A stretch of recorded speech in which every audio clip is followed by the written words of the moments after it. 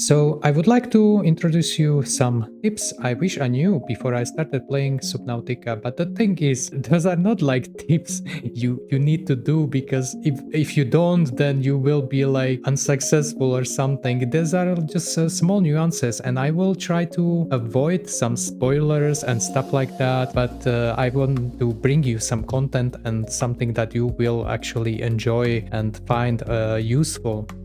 The first tip is related to building your habitat and where to build your habitat, and I will not tell you where actually you need to build it, where is the optimal, but I can give you maybe some hints. And as well, I would like to tell you, if you have a solar panel, you don't need to build it above the water. There is some indication on the top right of the screen that it's showing you how much energy you need and how much energy you are currently spending. Then related to habitat, there is also one more thing, and it is when you are placing your first block, it is better to actually place it a little bit higher than lower. And why is that? It's because if you don't want to build multiple layers and you want to have everything compact on the one layer, you will actually later on or in the mid game currently needs to build a pool on the bottom of your habitat. And in the pool you will actually build some connection, or it's called a tadpole. It's like underwater vehicle, and you will be doing a lot of parking over there. So it is basically better to build it higher, because if you build too low, then you will not be able to build that thing. You will need to build a second floor and then stretch it a little bit, and then build your pool of water over there, yeah, and build there your vehicle constructor, and then the connecting thing that you connect to when you want to charge your tadpole. Now, when it comes to crafting, initially you will need something like meat glue or meat acid, and then you will need something like strong acid or something like that. Actually, you need to go on the north or northeast, and then there you can find those flowers, or I don't know what it is, but you will gather that and you can then create the strong acid. It is something like when you have a strong acid, you can do the advanced tools or advanced something. In the way of your progression, you will advance, but you will need that thing. And I was like lost where to find it. Okay, it's north or northeast. Then at some point I needed sulfur, and I was like trying to get to that biome where there is a lot of heat, yeah. And I was like, okay, I will craft myself a lot of heals, and then I will somehow survive and grab that sulfur. No, you don't need to do that. Basically, a lot of progression is locked behind, I would say, story, or it is, okay, now spoiler alert, there is some kind of plague, and you need to get rid of the plague thingies on the ground, and then you will be able to unlock something that will help you in your progression. So yeah, just a small break request. I'm trying to reach 1000 subs to get monetization, but let's get back to the video. So there is like heat biome. It's like a lot of lava and stuff like that, or maybe just fire, let's say. And you will basically unlock something in the game that will allow you to go there freely. Yeah, get rid of those nasty plague thingies, globes, or whatever.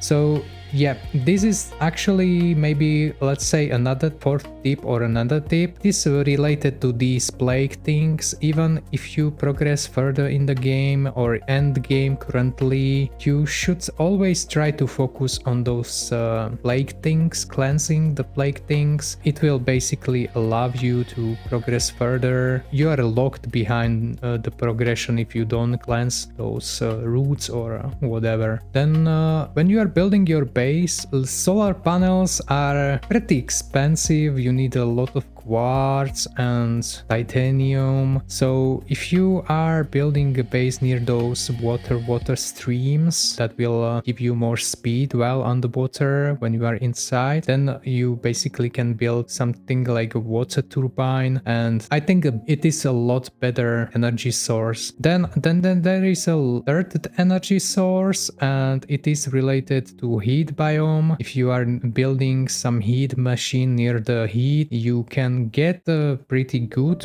electricity, but the thing is, it's not it can be lower, it can be higher, depends on the heat level. So basically, I think those turbines are best solution, or you can try to build even turbines and the heat electricity producers, and on the end it doesn't matter. Okay, another thing is I would like to say that again. Don't think you are doing bad if you mess something. It doesn't matter, because on the end I thought it will be much longer experience, but currently early access, it is just a baseline, and I would say even 8 hours, 10 hours maximum. If you take a time, you can have 20 hours in the game, and you are basically done with the content. There is not that much, but I will also say another tip. If you reach the, let's say, end game currently, you will be able to basically build your something like storage tadpole. It will have more storage than your usual tadpole, but currently in the game it's not very useful in my opinion, because if you create the first tadpole, you can attach, of course, it's tadpole, and then you have attachments, and if one of those are like speed and second one is storage, but if you don't have a speed, you are very slow, and if you have storage, you are very slow. And the time when you unlock it, you are at the stage of the game where you kinda basically need speed, because you need to cross a lot of space very quickly, and it would take much more time to actually, if you want to bring some hull with your whole attachment, it's not worth it currently. But maybe in the future it will be worth it, but currently not really. By the way, if you have a tadpole, and on the back on the tadpole you can attach the box for some more storage. I think you can destroy the 4 big crystals of any ore, and then you can store that many items inside, so it's quite handy. Of course, the bonus is like your inventory, and then you can attach anything in the back on your tadpole. Then another maybe end game tip is there is currently like story, and for that you will need to like bring or craft a lot of resources or ingots or whatever, and there is one resource that is basically very limited, and either it spawns very not often right now, or I don't know, but it's related to that industrial area in the end game where there is like, let's say, aliens or whatever. I will not spoil to you anything, right? So basically if you are in that area, you have some things that you can grab over there, and one of them are basically special ores that you will need to have in order to produce those ingots. And in my opinion, yeah, I was just messing around. I was like, I was checking every corner of ores I want to explore. So if you are like me, don't worry, it doesn't matter on the end, but I was like going back and forth a lot, and if I knew before, I would just grab that ore, and on the end you can like cultivate any ore you choose, but you need to bring that ore to the device, and in, let's say, 20 minutes or 2 minutes, depending on the rarity of the ore, you will be able to basically gather that ore, and you can build that mining device anywhere, so near your base, on the bottom of the sea, right? And you will basically need a lot of those ores. So yeah, once again, just go there, grab, scan those devices, build your ore collector, and cultivate your ores, because it will take approximately 20 minutes to basically grow your crystal, and then you can gather. If you want to save the time or do some speed running, I think this is the way to go.